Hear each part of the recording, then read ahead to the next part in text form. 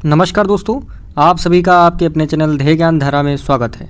आज हम लोग यूपीएससी पेट 2023 एग्ज़ाम के लिए जो घटना चक्र की टो सीरीज़ जिसमें टोटल 10 प्रैक्टिस सेट हैं, तो आज इसी का हम लोग प्रैक्टिस सेट नंबर 10 देखने वाले हैं। तो आज यह टो सीरीज़ का लास्ट वीडियो होने वाला है। इस सेट के हम लोगों ने 1 से लगाकर 9 तक के प्रैक्टिस सेट सॉल्व कर लिए हैं। तो यदि आपने अभी तक उन सभी वीडियो को नहीं देखा है तो आप इस चैनल की प्लेलिस्ट में जाकर वहाँ से वह सभी वीडियो देख सकते हैं। तो चलिए बिना टाइम गंवाए स्टार्ट करते हैं आज का सेशन। पहला प्रश्न है कि उस देश के पहचान करें जिसे पाक जल डमरू मध्य ने भारत को अलग किया है। तो उस देश का नाम है श्रीलंका। ऑप्शन बी एकदम सही हो जाएगा। देखिए यहाँ पर आप सभी जानते होंगे पाक जल डमरू मध्य है, तो यह भारत और श्रीलंका के बीच में है। ठीक है, इनको अलग करता है। तो पाक जल डमरू मध्य, जैसा कि स्टार्टिंग में पाक शब्द आया है, तो इसे पाकिस्तान से रिलेट मत कीजिएगा। इसको देखते ही आप श्रीलंका को टिक करेंगे। ठीक है। दूसरा नंबर प्रश्न है कि भारत में पेंटिंग के संदर्भ में निम्न में से कौन सा युग्म सुमेलित नहीं है। तो कोई एक सा युग्म है जो सही सुमेल नहीं है, तो उसी को पहचानना है। देखिए ए ऑप्शन में जो दिया गया है फड़ पेंटिंग, तो ध्यान रखिएगा यह राजस्थान में है, तो यह बिल्कुल सही करेक्ट सुमेलित है। बी ऑप्शन में जो दिया गया है सौरा पेंटिंग उड़ीसा, यह भी बिल्कुल सही सुमेलित है। और डी ऑप्शन में जो दिया गया है बाघ पेंटिंग मध्य प्रदेश, यह भी बिल्कुल सही मिलान है इसका। ठीक है। ऑप्शन सी जो दिया गया है गुलेर पेंटिंग, यह कर्नाटक में ना होकर यह पेंटिंग कहाँ की है, यह हिमाचल प्रदेश की। आप सभी ध्यान रखिएगा, गुलेर पेंटिंग हिमाचल प्रदेश की। तो इसका जो सही उत्तर हो जाएगा दूसरे प्रश्न का वह हो जाएगा option C, Guler painting Karnataka से नहीं है, कहाँ है, हिमाचल प्रदेश। ठीक है। अगला प्रश्न है कि निम्नलिखित में से कौन सा पारिस्थितिकी तंत्र का एक जैविक घटक है। तो जैविक घटक जो है उसकी पहचान करना है। तो इसमें घास जो है वह एक जैविक घटक है, तो ऑप्शन सी इस प्रश्न का बिल्कुल सही उत्तर हो जाएगा। बाकी के जो ऑप्शन हैं वर्षा, हवा, खनिज, यह सब पारिस्थितिकी तंत्र के इकोसिस्टम के हमारे अजैविक घटक हैं, यह सब ध्यान रखना है। चौथा नंबर प्रश्न है कि विश्व प्रकृति संरक्षण दिवस कब मनाया जाता है। तो यह विश्व प्रकृति संरक्षण दिवस है, यह प्रत्येक वर्ष कब मनाया जाता है यह बताना है। तो 28 जुलाई को प्रत्येक वर्ष विश्व प्रकृति संरक्षण दिवस मनाया जाता है। ऑप्शन डी आपका बिल्कुल सही उत्तर हो जाएगा। नेक्स्ट क्वेश्चन देखते हैं। 5वां नंबर क्वेश्चन है विवेकानंद रॉक मेमोरियल भारत के किस राज्य में स्थित है। तो विवेकानंद मेमोरियल जो रॉक मेमोरियल है यह भारत के तमिलनाडु में स्थित है। ध्यान रखिएगा, ऑप्शन बी इस प्रश्न का सही उत्तर हो जाएगा। ठीक है। 6 नंबर प्रश्न है कि दरिंगबाड़ी हिल स्टेशन भारत के किस राज्य में स्थित है। तो दरिंगबाड़ी जो हिल स्टेशन है यह उड़ीसा में स्थित है। ऑप्शन बी इस प्रश्न का सही उत्तर होगा उड़ीसा। ठीक है। ध्यान रखिएगा, इसे उड़ीसा का कश्मीर कहा जाता है। दरिंगबाड़ी हिल स्टेशन को उड़ीसा का कश्मीर भी कहा जाता है। ठीक है। नेक्स्ट क्वेश्चन है संजय बारू निम्नलिखित में से किस पुस्तक के लेखक हैं। तो ध्यान रखिएगा संजय बारू के द्वारा लिखी गई एक पुस्तक है जिसका नाम है द एक्सीडेंटल प्राइम मिनिस्टर। तो ऑप्शन सी बिल्कुल सही उत्तर हो जाएगा। द एक्सीडेंटल प्राइम मिनिस्टर किसकी पुस्तक है, संजय बारू की। दोस्तों द एक्सीडेंटल प्राइम मिनिस्टर जो है यह पुस्तक यह किस प्रधानमंत्री के ऊपर लिखी गई थी। तो ध्यान रखिएगा डॉक्टर मनमोहन सिंह जी के ऊपर यह पुस्तक लिखी गई थी, द एक्सीडेंटल प्राइम मिनिस्टर। इसके लेखक जैसे कि प्रश्न में दिया गया है संजय बारू। अगला प्रश्न है 8 नंबर कि भारत में कौन सा एकमात्र राज्य है जहां सामान्य सिविल कोड मतलब कि कॉमन सिविल कोड अभी भी लागू है। तो उस राज्य का नाम है गोवा। ऑप्शन डी आपका सही उत्तर हो जाएगा गोवा। गोवा में अभी भी पुर्तगीज़ जो सामान्य सिविल कोड लागू हुआ था 19वीं शताब्दी में, वह आज भी भारत स्वतंत्र हो चुका है, इतने साल हो गए हैं, लेकिन वहाँ आज भी यह परिवर्तित नहीं किया गया है। ठीक है, ध्यान रखिएगा, ऑप्शन डी गोवा बिल्कुल सही उत्तर हो जाएगा। अगला प्रश्न है कि हरित क्रांति के जनक नॉर्मन बोरलॉग किस देश से हैं। तो नॉर्मन बोरलॉग यूएसए से हैं, संयुक्त राज्य अमेरिका। ए ऑप्शन इस प्रश्न का सही उत्तर हो जाएगा। ध्यान रखिएगा, भारत में यदि हरित क्रांति के जनक की बात की जाए तो भारत में हरित क्रांति के जनक हैं एम.एस. स्वामीनाथन। उनका नाम आप सभी जानते होंगे। ठीक है। और इनको जो है नॉर्मन बोरलॉग को नोबल पुरस्कार भी दिया जा चुका है, लेकिन ध्यान दीजिएगा इन्हें कृषि क्षेत्र में या नहीं दिया गया है। ठीक है, शांति के क्षेत्र में नॉर्मन बोरलॉग को यह पुरस्कार दिया गया था। 10 नंबर प्रश्न है कि निम्नलिखित में से कौन सा तृतीय क्रियाकलाप है, मतलब कि तृतीय सेक्टर का कौन सा क्रियाकलाप है यह बताना है। तो खेती, विनिर्माण, डेयरिंग और ट्रेडिंग, इसमें जो सही उत्तर होगा ऑप्शन डी ट्रेडिंग। ठीक है, ट्रेडिंग जो है यह आपका तृतीय क्षेत्र का क्रियाकलाप है। ध्यान रखिएगा जो हमारी इकोनॉमिक्स है या अर्थव्यवस्था है उसमें 3 क्षेत्रों में उसको विभाजित किया गया है, प्राथमिक क्षेत्र, द्वितीयक क्षेत्र और तृतीयक क्षेत्र। ठीक है, प्राथमिक क्षेत्र में प्राइमरी चीज़ें आ जाती हैं जैसे कि एग्रीकल्चर हुआ, वानिकी हुआ और मछली पालन हुआ और फसलें, वानिकी और ये जी जो सभी चीज़ें हैं कृषि पशुपालन वगैरह ये सब प्राथमिक एरिया में आते हैं, प्राथमिक सेक्टर में आते हैं। ठीक है। सेकंड सेक्टर जो रहता है द्वितीयक क्षेत्र, इसमें ध्यान रखिएगा द्वितीयक क्षेत्र में आपका डेयरिंग, विनिर्माण वगैरह सब चीज़ें आ जाती हैं। और तृतीयक क्षेत्र रहता है जिसे सेवा क्षेत्र के नाम से भी जाना जाता है। इसके अंतर्गत व्यापार, होटल, यातायात, भंडारण, रेलवे वगैरह इसके अंदर तृतीयक क्षेत्र के अंतर्गत आ जाते हैं। अगला प्रश्न है कि गुल्लक बच्चा बैंक कहाँ है? तो गुल्लक बच्चा बैंक पटना में है। ऑप्शन बी इस प्रश्न का सही उत्तर हो जाएगा। ठीक है। 2009 में इसकी स्थापना की गई थी, ध्यान रखिएगा। बच्चों में बचत की शिक्षा के उद्देश्य से इसकी स्थापना की गई थी। गुल्लक बच्चा बैंक की कब? 2009 में। ठीक है, 2009 में, ध्यान रखिएगा। अगला प्रश्न है कि भारत में हाल में हुए कर सुधार जिस कमेटी की सिफारिशों पर आधारित थे उसके अध्यक्ष थे, उनका नाम बताना है। तो कर सुधार समिति जो थी उनके जो अध्यक्ष थे RJ चलैया। ऑप्शन ए इस प्रश्न का सही उत्तर हो जाएगा, RJ चलैया कमेटी। ठीक है। इन्होंने प्रत्यक्ष अप्रत्यक्ष करों से संबंधित सुधार जो है बताए थे और जिस पर 1991 के बाद राजकोषीय सुधार आधारित मतलब नीति चालू की गई थी। ठीक है। अगला प्रश्न है प्रति बूंद अधिक फसल, पर ड्रॉप मोर क्रॉप, भारत सरकार की किस योजना का लक्ष्य है? ठीक है, तो इसका नाम ध्यान रखिएगा, इंग्लिश में भी और हिंदी में भी। प्रति बूंद अधिक फसल मतलब कि पर ड्रॉप मोर क्रॉप। ठीक है, तो भारत सरकार की किस योजना का लक्ष्य है? तो यह लक्ष्य है प्रधानमंत्री कृषि सिंचाई योजना मतलब PMKSY। ऑप्शन सी इस प्रश्न का सही उत्तर हो जाएगा, प्रधानमंत्री कृषि सिंचाई योजना। ठीक है, ध्यान रखिएगा यह कब स्टार्ट की गई थी? तो 1 जुलाई 2015 को यह योजना स्टार्ट की गई थी। ठीक है, 1 जुलाई 2015 को। अगला प्रश्न है कि किसी आँख, कान, नाक तथा गले का निरीक्षण करने के लिए डॉक्टरों के द्वारा कौन से दर्पण का प्रयोग किया जाता है? तो डॉक्टर के द्वारा जो दर्पण प्रयोग किया जाता है वह अवतल दर्पण प्रयोग किया जाता है। ऑप्शन ए इस प्रश्न का सही उत्तर हो जाएगा। ठीक है।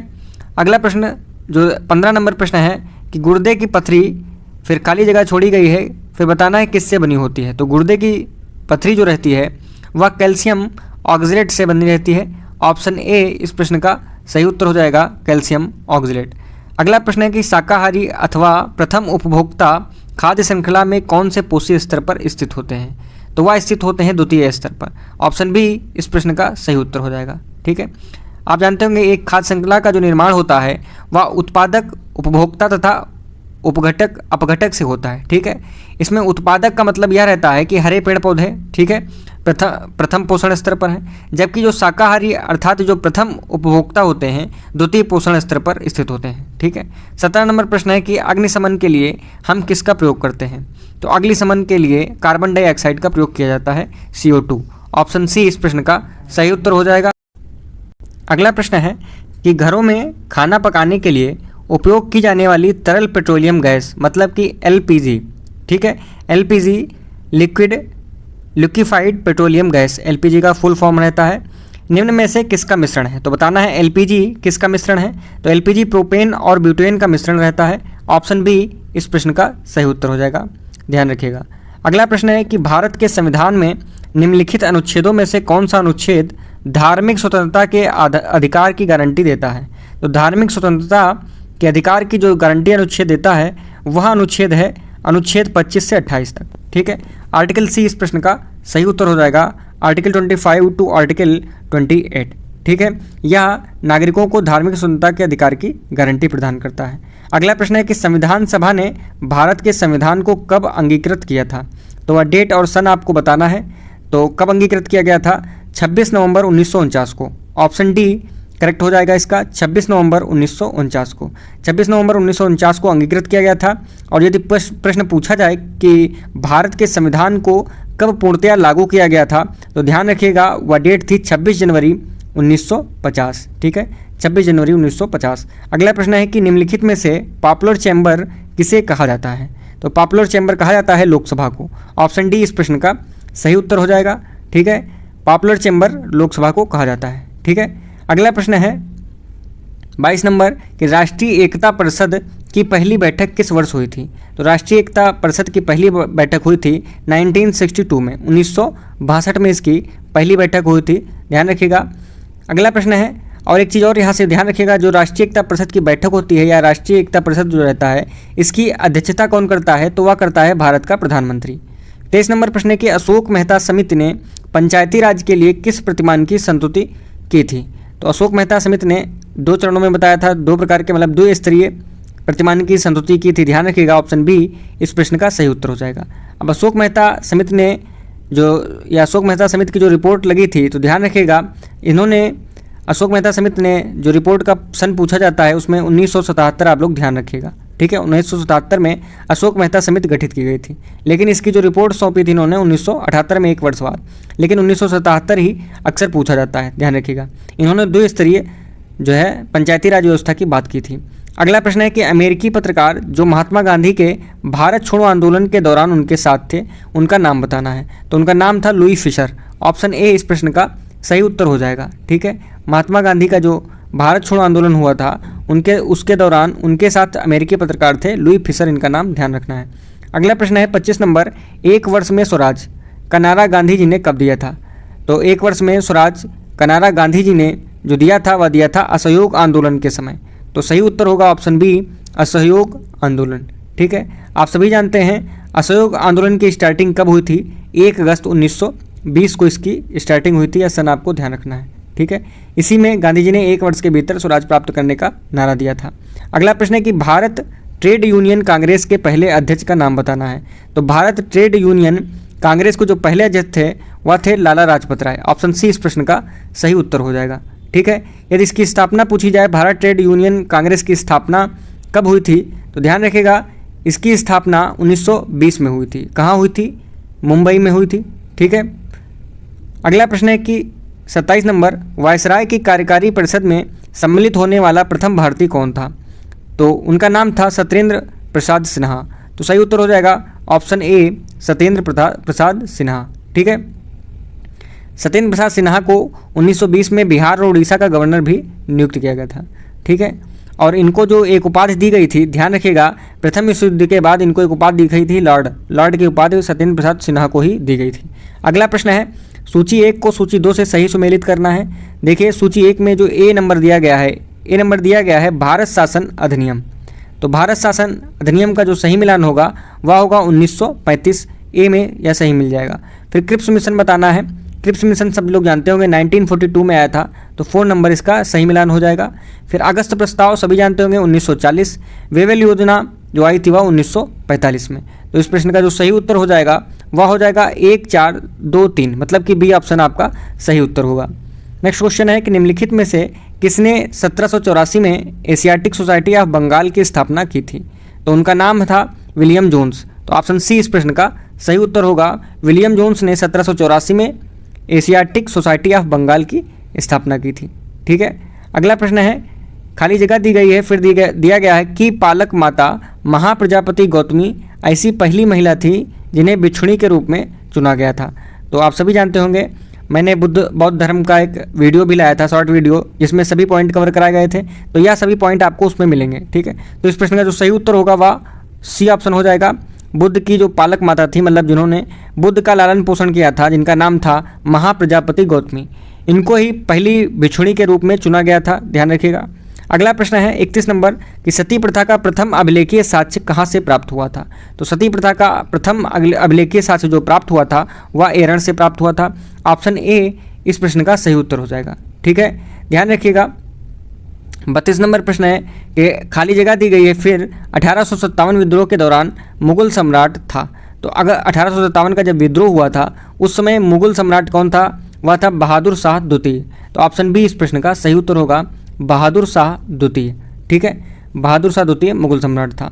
नेक्स्ट क्वेश्चन है कि नागानंद, रत्नावली एवं प्रियदर्शिका, इसके लेखक का नाम बताना है। तो इन तीनों के लेखक का नाम था, आप सभी जानते होंगे, हर्षवर्धन। ऑप्शन डी हर्षवर्धन एक शक्तिशाली शासक था वर्धन वंश का। ध्यान रखिएगा इसने अपनी राजधानी जो बनाई थी वह कहाँ बनाई थी? कन्नौज में, ठीक है। इसने ही इन तीनों रचनाओं को लिखा था, नागानंद, रत्नावली और प्रियदर्शिका, ठीक है। 34 नंबर प्रश्न है कि निम्नलिखित में से किस राज्य में जनसंख्या घनत्व सबसे अधिक है? तो बिहार का जनसंख्या घनत्व सबसे अधिक है। ऑप्शन डी इस प्रश्न का सही उत्तर हो जाएगा, ठीक है। तो इसका यदि जनसंख्या घनत्व पूछा जाए, ध्यान रखिएगा 1106 जनसंख्या घनत्व इसका हो जाता है। और दूसरे नंबर पर सबसे ज़्यादा जो घनत्व वाला है वह है पश्चिम बंगाल, ठीक है। ध्यान रखिएगा। अगला प्रश्न है कि निम्नलिखित में से कौन सी झील उस राज्य के साथ सही ढंग से सुमेलित नहीं है जिसमें यह स्थित है। तो सही मिलान देखिए कौन सा नहीं है। तो देखते हैं डल झील के बारे में। डल झील जैसा कि पहले ही है, यही आपका सही उत्तर हो जाएगा, ठीक है। लेकिन इसमें प्रश्न में पूछ रहा है कि जो सही मिलान है वह बताना है, ठीक है। तो देखिए डल झील हिमाचल प्रदेश में नहीं है, कहाँ है, जम्मू कश्मीर में है। तो ध्यान रखिएगा, यह भी आपका गलत हो जाएगा। चिल्का झील की यदि बात की जाए तो चिल्का झील महाराष्ट्र में ना होकर कहाँ है, उड़ीसा में है, ठीक है। और फिर डी ऑप्शन में जो लोकटक झील दिया गया है वह असम में ना होकर कहाँ है, मणिपुर में, ठीक है। और भीमताल झील उत्तराखंड में स्थित है। तो इसका जो सही उत्तर होगा वह ऑप्शन सी सही उत्तर हो जाएगा। 36 नंबर प्रश्न है कि घास के खुले मैदान वेल्स कहाँ पाए जाते हैं। तो वेल्स कहाँ पाए जाते हैं, इस प्रश्न का जो सही उत्तर होगा वह होगा ऑप्शन बी अफ्रीका। अफ्रीका में घास के खुले मैदान वेल्स पाए जाते हैं, ठीक है।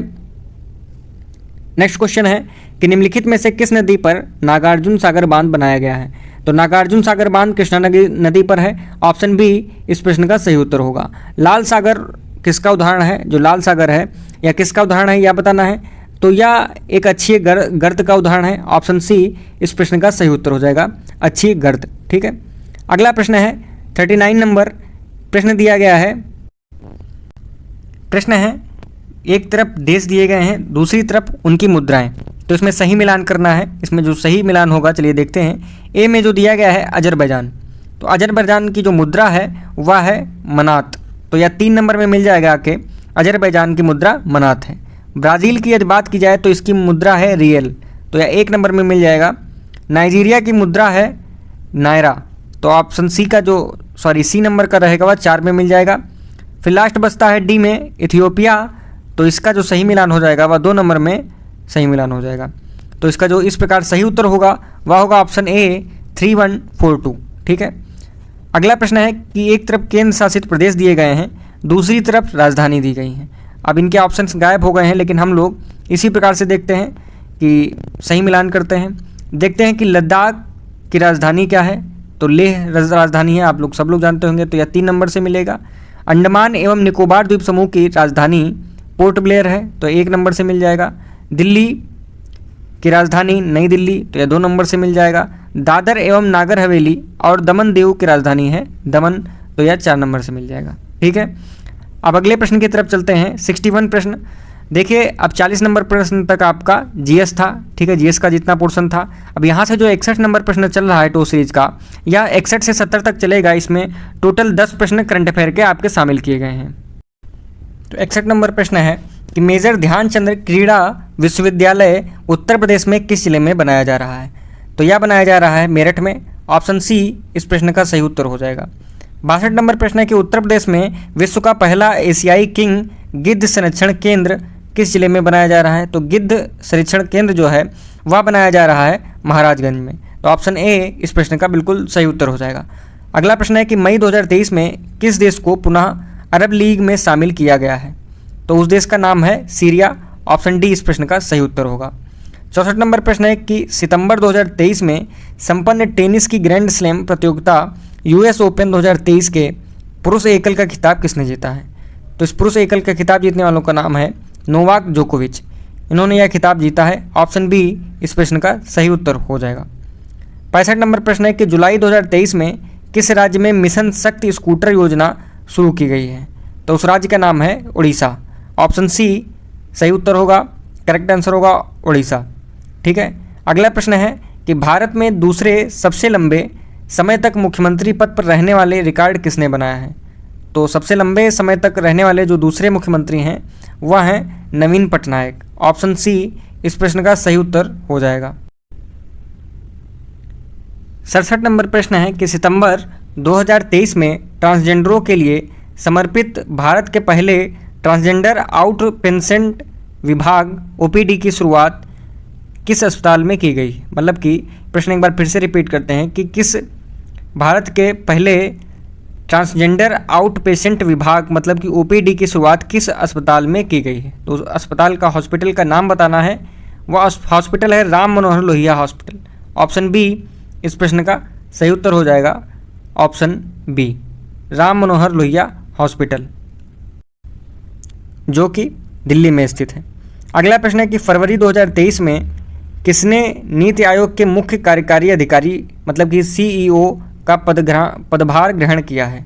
तो नीति आयोग के नए सीईओ का नाम पूछा गया है। तो इनका नाम नए सीईओ का आप सभी जानते होंगे, वी.आर. सुब्रमण्यम। ऑप्शन सी इस प्रश्न का सही उत्तर होगा, वी.आर. सुब्रमण्यम। ठीक है। यदि पूछा जाए कि इसके नीति आयोग के वर्तमान में उपाध्यक्ष कौन हैं, तो सुमन बेरी, आप सभी जैसा कि ऑप्शन ए में दिया गया है, ये हैं वर्तमान में उपाध्यक्ष हैं किसके? नीति आयोग के। लेकिन सीईओ का जो नाम पूछा जाए तो वह हो जाएगा वी.आर. सुब्रमण्यम। 69 नंबर क्वेश्चन है कि 32वां व्यास सम्मान 2022 किसे प्रदान किया गया है? तो 32वां व्यास सम्मान 2022 किसे प्रदान किया गया, यह पूछा गया है। तो डॉक्टर ज्ञान चतुर्वेदी, इनको यह प्रदान किया गया है। इनकी रचना का नाम आप सभी जानते हैं, इनकी रचना का नाम है पागलखाना। ठीक है, पागलखाना नाम है। तो ऑप्शन डी इस प्रश्न का सही उत्तर होगा। अगला प्रश्न है कि विश्व का सबसे लंबा रेलवे प्लेटफॉर्म किस स्टेशन पर बनाया गया है? तो सबसे लंबा प्लेटफॉर्म जो बनाया गया है वह बनाया गया है Shri Siddharudha Swamiji railway station, Karnataka, Hubli. Option B इस प्रश्न का सही उत्तर हो जाएगा। ध्यान रखिएगा, कर्नाटक में हुबली में बनाया गया है। ठीक है। तो दोस्तों, यह जो है आपके सामान्य अध्ययन के घटना चक्र टो सीरीज के प्रैक्टिस नंबर 10 के पूरे सवाल आपके सामने डिस्कस किए जा चुके हैं क्वेश्चंस। तो यदि आपको यह वीडियो पसंद आया हो, आपके लिए लाभदायक हो, तो इस वीडियो को लाइक कीजिएगा, सब्सक्राइब कीजिएगा। यदि आपने अभी तक चैनल को सब्सक्राइब नहीं किया तो सब्सक्राइब कर लीजिएगा और अपने दोस्तों के साथ शेयर कीजिएगा। धन्यवाद।